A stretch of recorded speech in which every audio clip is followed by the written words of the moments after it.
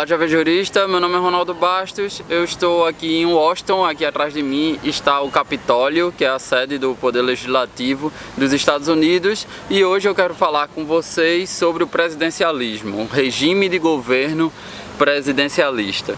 Eu preparei uma aula para vocês onde eu elegi pelo menos 6 características do regime presidencialista.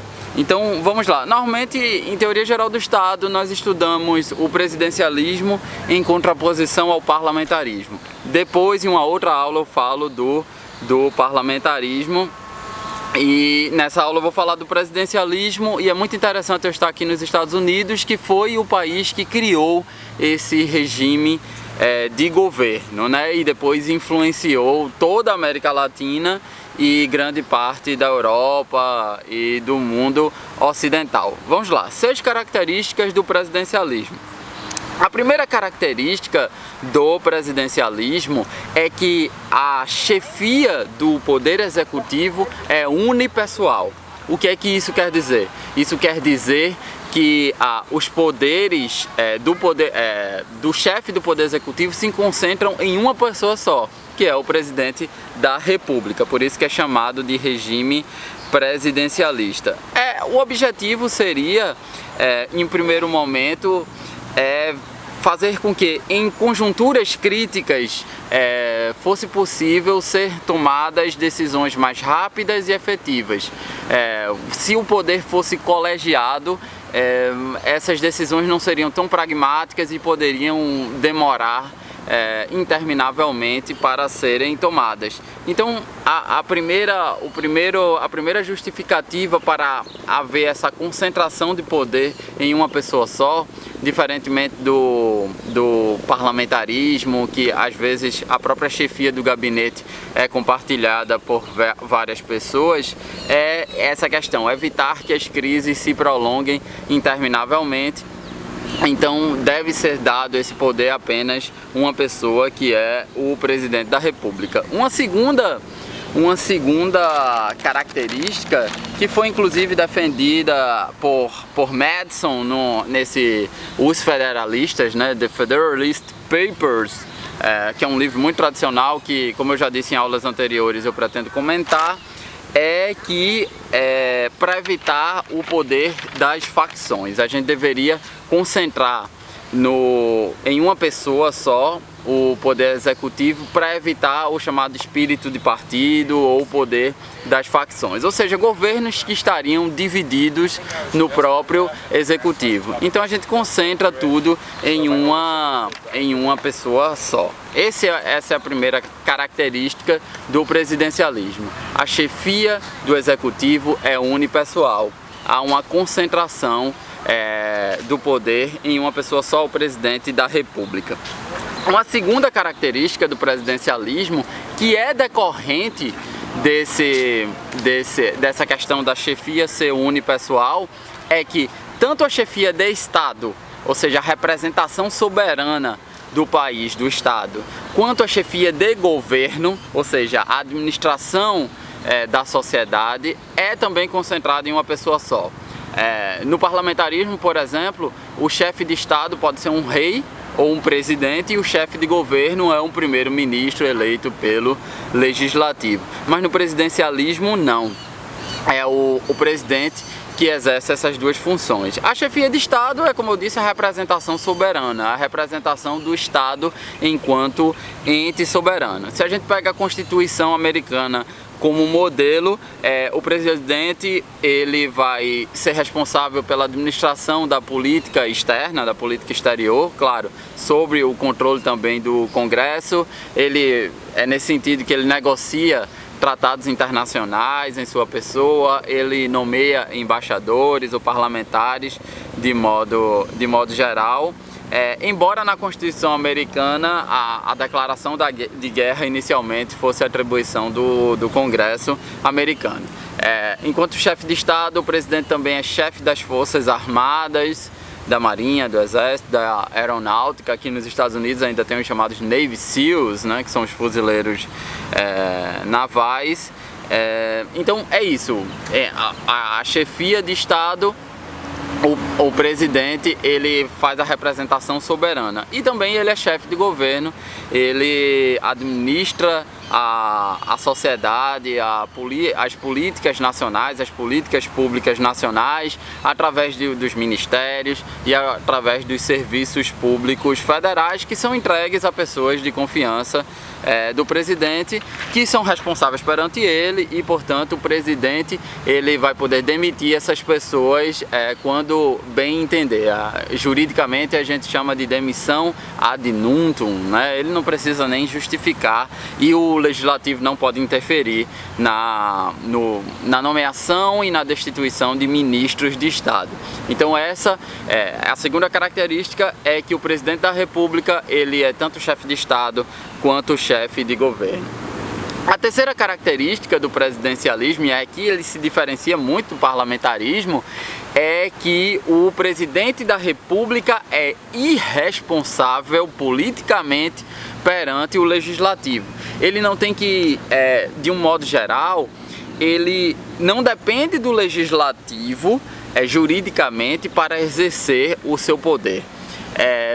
E aqui a gente, como eu disse, a gente vê muita diferença entre o parlamentarismo e o presidencialismo.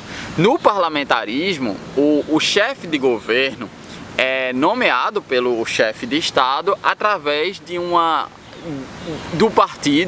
coalizão de partidos que detém a maioria no parlamento. Então os partidos ou a coalizão de partidos que detém a maioria do parlamento, no parlamento, elegem o chamado primeiro-ministro, que ele possui responsabilidade perante o parlamento, na medida em que, se ele não tem mais maioria legislativa, o primeiro-ministro ele pode cair. Aí há uma série de formas disso acontecer que eu vou falar mais na aula do parlamentarismo.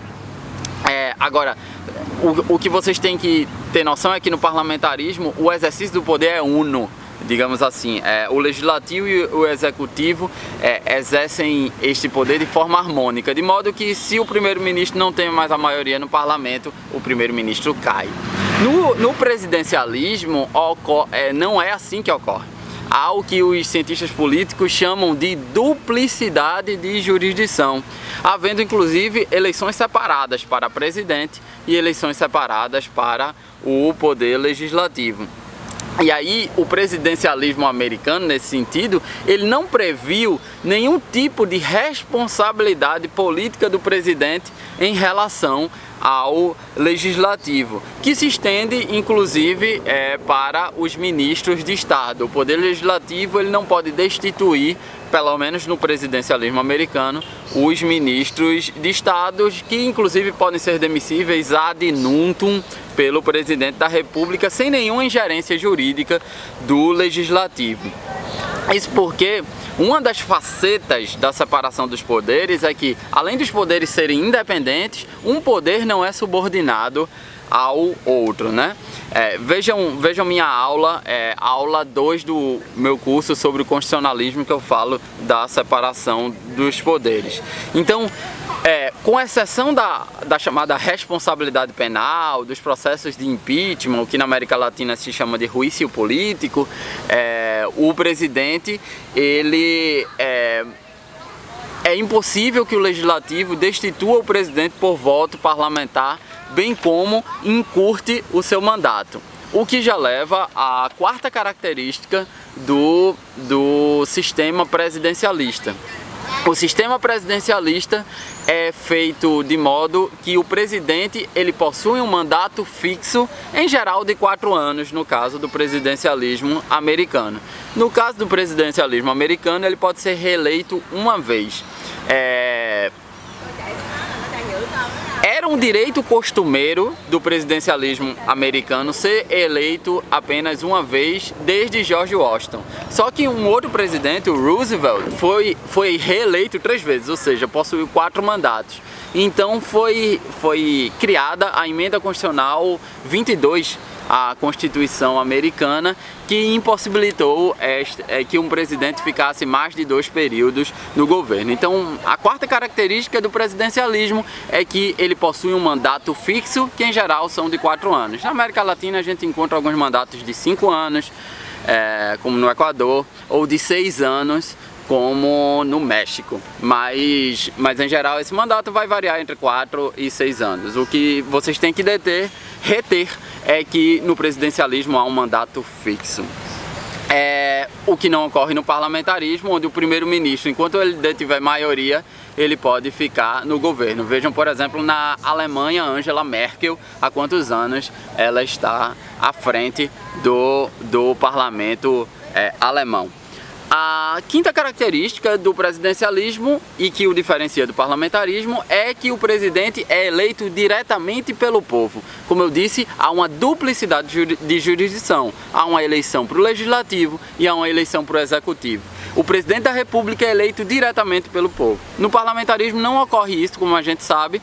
São eleitos os parlamentares, os representantes populares e representantes dos estados, e aquele partido que detiver a maioria elege um primeiro-ministro. Então o povo só elege indiretamente o chefe de governo, né? O primeiro-ministro. No presidencialismo não, o povo elege diretamente. E por fim, a sexta característica do presidencialismo é o chamado poder de veto, né? Eu falei com vocês sobre o poder de veto na minha aula sobre separação de poderes que eu já mencionei aqui, o curso de constitucionalismo, aula 2. O veto é aquela possibilidade do presidente da República impedir que parte de determinada legislação ou a legislação por completo ela possa prosseguir. O legislativo é responsável por fazer a legislação e o executivo, para controlar o legislativo, pode vetar parte dessa legislação.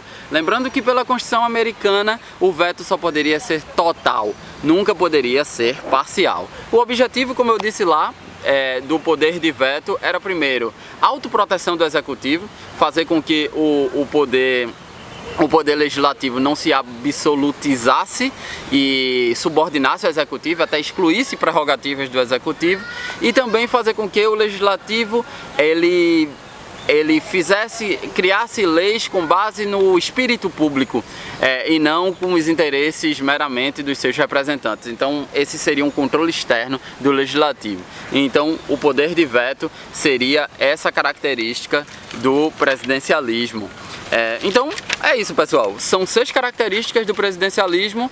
Primeiro, a chefia do executivo é unipessoal, há uma concentração do poder no presidente. O presidente, segunda característica, é chefe de estado e chefe de governo. Terceira característica, irresponsabilidade política em relação ao poder legislativo.